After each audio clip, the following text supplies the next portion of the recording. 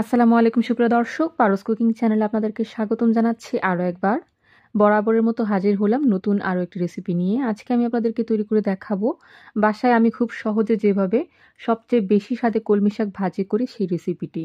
কলমি শাক অনেকে অনেকভাবে রান্না করে থাকেন, তবে আমরা আসলে যে প্রসেসে রান্না করে থাকি সেটি আজকে আপনাদের সাথে শেয়ার করব।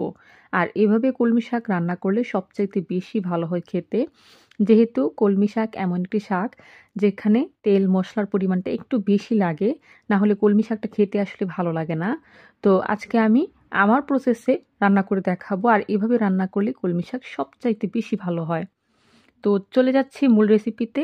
একটা প্যান নিয়েছি, তার মধ্যে ২ কাপের মতো পানি নিয়েছি, আর এর মধ্যে কিউব করে কেটে রাখা একটি বড় সাইজের আলু আমি ধুয়ে দিয়ে দিলাম। এর মধ্যে অল্প কিছুটা লবণ দিয়ে আলুটাকে আমি 80% এর মতো সেদ্ধ করে নিচ্ছি। কলমি শাকে আমি আলু দিচ্ছি